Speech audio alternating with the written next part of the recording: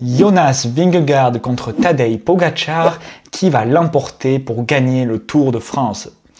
Je ne sais pas et cette question ne m'intéresse pas car ce n'est pas le sujet de cette vidéo. Non, dans cette vidéo, on va s'intéresser au dessous de la performance et aux secrets pour gagner le Tour. Quelles sont les qualités nécessaires pour prétendre au titre?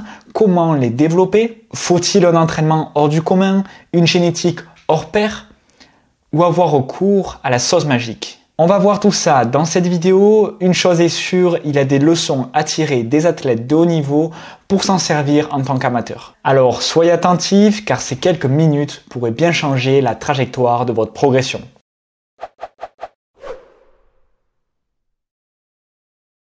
Cette vidéo va se découper en 4 grandes parties, avec le profil physiologique pour gagner le tour, l'efficience, le lien manquant de la performance et l'effet multiplicateur. Avant de détailler chacun de ces points, je rappelle que j'ai créé un e-book 100% gratuit qui regroupe les 10 meilleures séances pour progresser. Alors si vous voulez vous en servir pour relancer votre progression et faire évoluer votre entraînement, je vous invite à le télécharger. Le lien est dans la description. C'est parti pour le premier point avec le profil physiologique pour gagner le tour.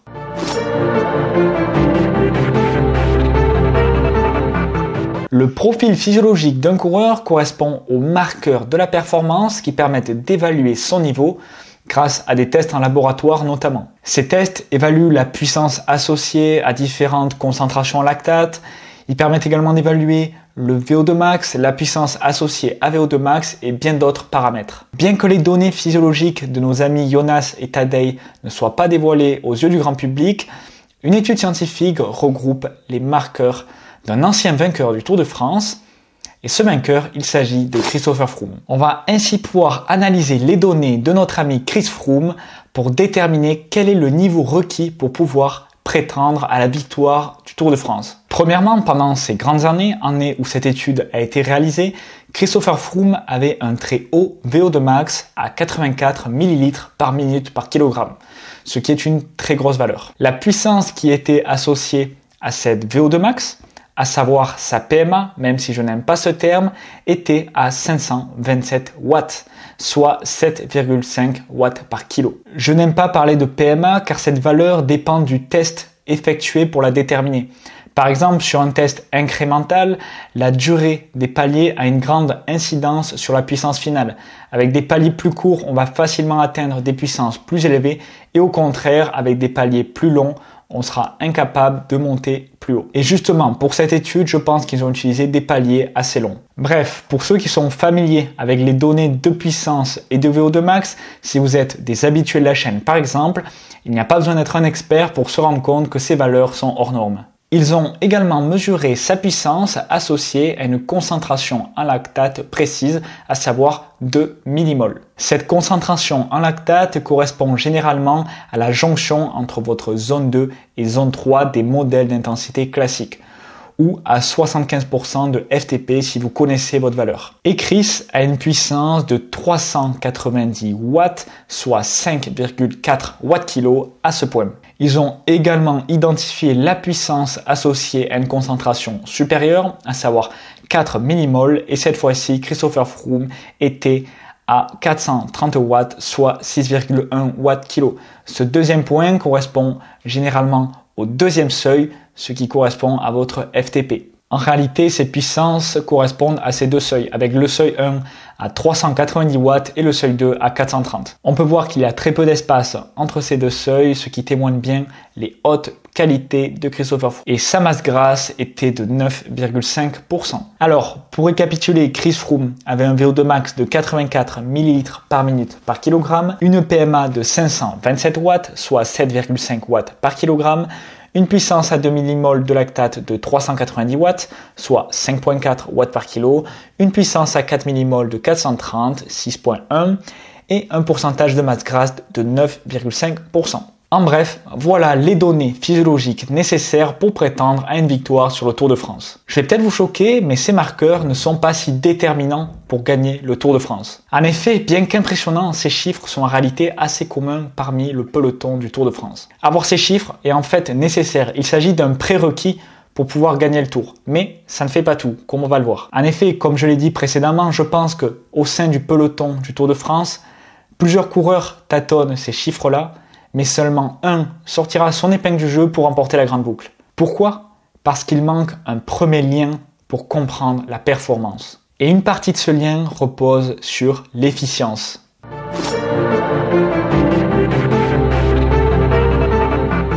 L'efficience, qui est qualifiée de gross efficiency dans la littérature scientifique, correspond au pourcentage d'énergie chimique convertie en énergie mécanique.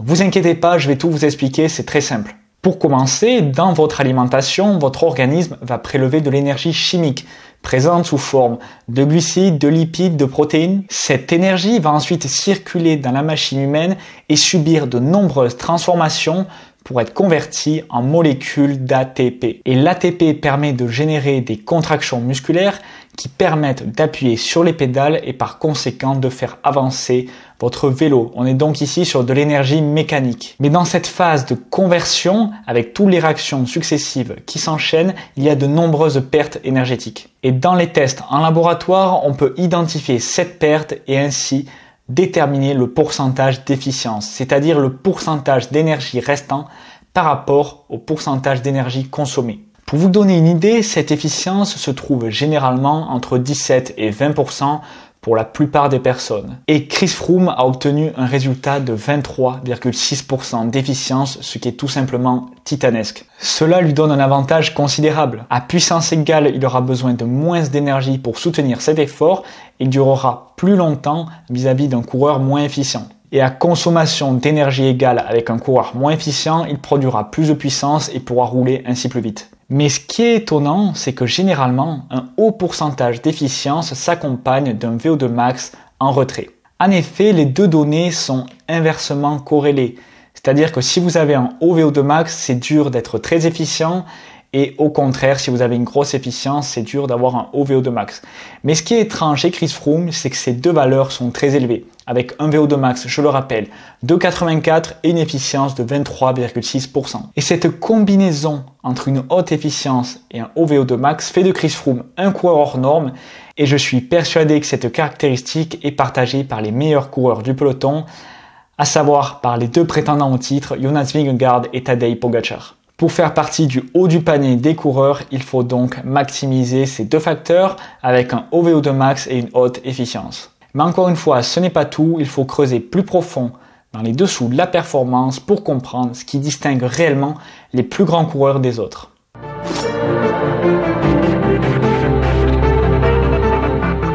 Quel est le lien manquant qui sépare les grands coureurs des autres ? Il s'agit de la durabilité à basse intensité. Si vous êtes un habitué de la chaîne, vous avez entendu ce terme à de maintes reprises, mais je préfère le redéfinir pour que ce soit bien clair. La durabilité correspond à votre capacité de résistance à la fatigue, à votre capacité à durer à basse intensité. En effet, la basse intensité est facile que sur une certaine longueur. Au-delà d'une certaine durée, il devient difficile de maintenir une puissance, même si cette puissance est infime. Et les meilleurs coureurs ont une durabilité surdéveloppée, c'est-à-dire qu'ils peuvent passer des heures et des heures sur leur vélo à basse intensité sans expérimenter la moindre sensation de fatigue, à condition de bien s'alimenter bien sûr. Précédemment, je vous ai montré les statistiques impressionnantes de Chris Froome, avec notamment sa VO2 max et sa PMA.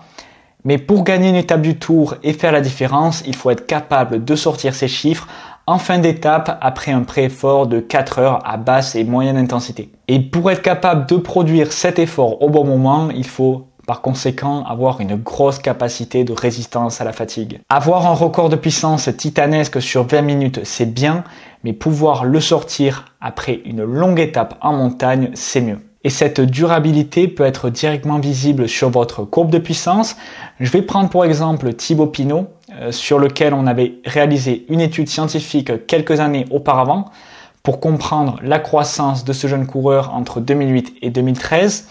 Et les scientifiques en question avaient analysé sa courbe de puissance et on remarque qu'au-delà d'une heure, sa courbe de puissance devient quasiment plate. Pour vous donner les chiffres, sur 2 heures, Thibaut Pinot est capable de maintenir 5 watts par kilo.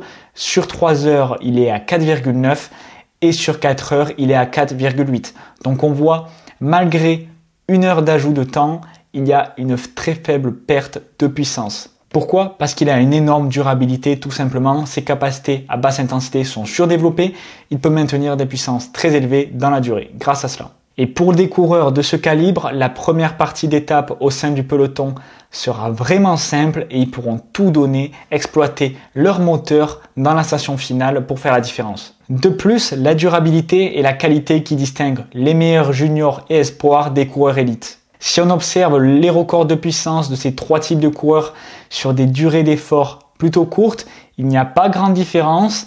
Mais si on observe leur record de puissance sur de longues durées, sur 5 heures et plus, ou bien en réalisant un test de puissance 5 minutes suite à 5 heures d'effort, il y a une grande différence en faveur des coureurs élites qui ont une durabilité bien plus développée que les jeunes catégories.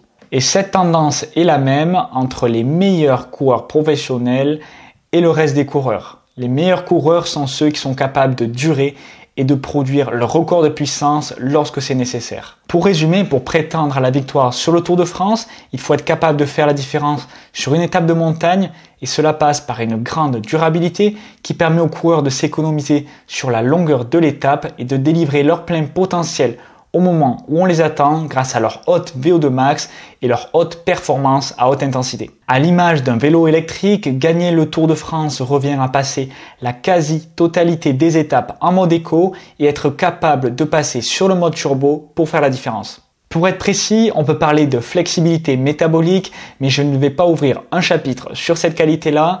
Si vous êtes curieux, je vous laisse une très bonne étude dans la description.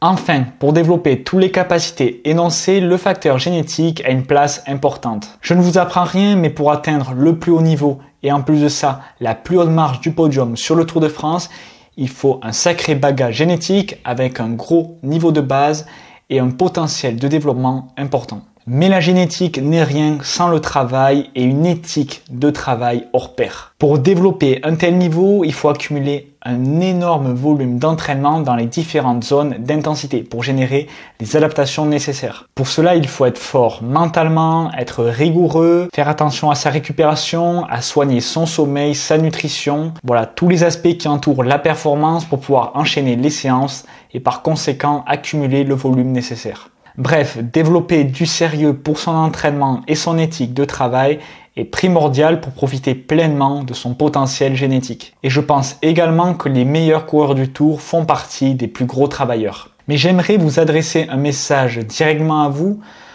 Au final, la génétique, on ne la contrôle pas. On est né avec un bagage génétique déterminé, alors ça ne sert à rien de s'arrêter dessus.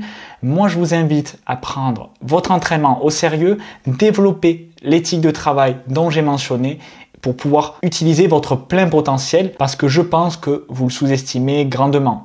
Certes, c'est très inspirant d'observer les performances de ces grands coureurs, mais à votre échelle, vous pouvez vous aussi chercher un très gros niveau si vous êtes prêt à vous impliquer dans votre pratique. Pour revenir sur le Tour de France, j'aimerais ajouter qu'il ne s'agit pas d'un contre-la-montre individuel. Alors, bien que les performances brutes du leader sont très importantes, elles ne suffisent pas pour gagner le Tour de France. Il faut en plus de ça une équipe solide à ses côtés et une stratégie de course bien rodée. En effet, les leaders n'échappent pas aux lois de la physique. Avoir des coéquipiers autour pour les abriter du vent au moment opportun les aidera à capitaliser pleinement sur leur plein potentiel dans les moments décisifs. Et si vous aussi vous souhaitez développer vos performances en cyclisme et atteindre votre niveau rêvé, je vous invite à télécharger mon e-book gratuit qui regroupe les 10 meilleures séances à implémenter dans votre plan d'entraînement. Le lien est dans la description.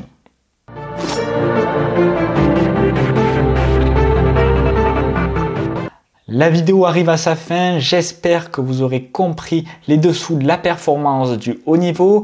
J'espère également que vous en aurez tiré des enseignements que vous pourrez implémenter dans votre propre entraînement.